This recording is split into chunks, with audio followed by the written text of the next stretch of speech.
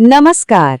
आज हम बात करने वाले हैं दुर्गा के एक ऐसे स्वरूप की जिनका नाम ही अपने आप में एक गहरा रहस्य है, देवी चंद्रघंटा। देखिए, उनके नाम का मतलब है चंद्रमा की घंटी।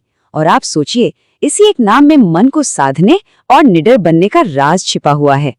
तो नवरात्रि का जो तीसरा दिन होता है ना, वो देवी के इसी तेजस्वी स्वरूप को समर्पित है। वो सौंदर्य, कृपा और गजब के साहस का एक अद्भुत संगम है। और यही तो हमें सिखाती हैं कि कोमलता और शक्ति एक साथ भी रह सकते हैं।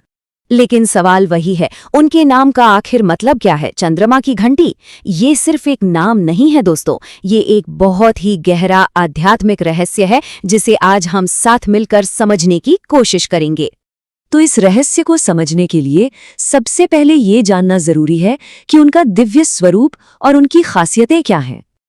अच्छा, उन्हें चंडिका और रणचंडी जैसे नामों से भी जाना जाता है। ये नाम ही उनके युद्ध कौशल को दिखाते हैं। उनका रंग सोने जैसा चमकता है, जो दिव्यता का प्रतीक है। और उनकी 10 भुजाएं, उनमें त्रिशूल, गदा और तलवार जैसे शस्त्र हैं। ये क्या दिखाते हैं? यही कि वो अपने भक्तों की रक्षा के लिए हमेशा तैयार हैं। और हाँ, बाघ पर उनकी सवारी, वो उनके गजब के साहस और कंट्रोल को दर्शाती है। यही तो बात है, ये हमें सिखाती है कि सौम्यता और भयंकरता दोनों ही जरूरत पड़ने पर बहुत जरूरी हैं। चलिए, अब आते हैं उनके नाम के सबसे दिलचस्प पहलू पर, चंद्रघंटा। सोचिए, इस एक शब्द में चंद्रमा और घंटी का आखिर क्या कनेक्शन हो सकता है? इसका मतलब बहुत गहरा है। देखिए, नाम का पहला हिस्सा है चंद्र, मतलब चंद्रमा। ये हमारे मन का प्रतीक है।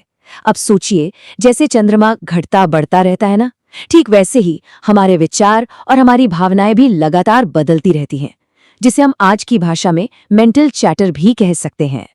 और फिर आता है नाम का दूसरा हिस्सा, घंटा यानी घंटी। घंटी की आवाज कैसी होती है? हमेशा एक ही रहती है, फोकस्ड। और यही एकाग्रता का प्रतीक है। ये हमें सिखाती है कि जब हमारे ये बिखरे हुए विचार एक साथ मिलकर परमात्मा पर फोकस हो जाते हैं, तो मन में एक कमाल की शांति और शक्ति पैदा होती है। जैसा कि गुरुदेव श्री श्री रविशंकर कहते हैं कि जब ये बिखरा हुआ मन एक हो जाता है, तो अंदर की जो दिव्य ऊर्जा है ना, उसे एक दिशा मिल जाती है और वो ऊपर की ओर उठने लगती है। और सच कहूं तो यही चंद्रघंटा की पूजा का असली मतलब है, अपने मन को एक जगह टिकाकर अपने अंदर की शक्ति को जगाना। तो सवाल ये उठता है कि ये शक्ति और एकाग्रता आई कहाँ से? इसके पीछे ना एक बड़ी ही अद्भुत शादी की कहानी है। एक ऐसी कहानी जिसमें देवी को अपने परिवार की रक्षा के लिए अपना सबसे शक्तिशाली रूप लेना पड़ा। तो हुआ यूं कि देवी पार्वती, जो सती का ही पुनर्जन्म थी, उन्होंने भगवान शिव को पति के रूप में पाने के लिए सालों तक बहुत कठोर तपस्या की। और उनकी इस अटूट भक्ति से खुश होकर शिव विवाह के लिए मान गए। लेकिन कहानी में एक बड़ा ही नाटकीय मोड़ यहीं पे आता है। शिव अपनी बारात लेकर तो पहुंचे, पर उनका रूप बहुत ही भयावह था। जरा सोचिए, शरीर पर भस्म, गले में सांप और खोपड़ियों की माला, और साथ में कौन? भूत प्रेतों की पूरी टोली। अब ये सब देखकर पार्वती का परिवार तो जाहिर है बुरी तरह डर गया। अब अपने परिवार को इस डर से बचाने के लिए वो शांत और तपस्वी पार्वती, उन्होंने अपना रूप बदल लिया और वो बन गई चंद्रघंटा, एक 10 भुजाओं वाली योद्धा, जो शिव के उस भयंकर रूप का सामना करने के लिए पूरी तरह से तैयार थीं। फिर उन्होंने शिव से बड़ी विनम्रता से एक सुंदर रूप धारण करने के लिए कहा, और शिव उनके प्रेम और इस शक्ति के आगे मान गए। उन्होंने एक सुंदर राजकुमार का रूप धारण किया और फिर शादी का समारोह बड़ी खुशी खुशी पूरा हुआ। तो इस तरह से देवी ने अपने प्रियजनों की रक्षा की और उत्सव का माहौल वापस लौटाया। तो ये कहानी सिर्फ एक शादी की कहानी नहीं है, ये उनके दोहरे स्वभाव के गहरे मतलब को सामने लाती है। एक तरफ तो वो परम सुंदर है और दूसरी तरफ उनमें उग्र कृपा भी है।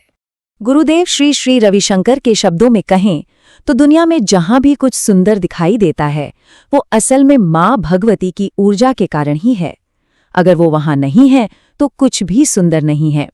मतलब वो खुद ही सौंदर्य का जीता जागता रूप हैं।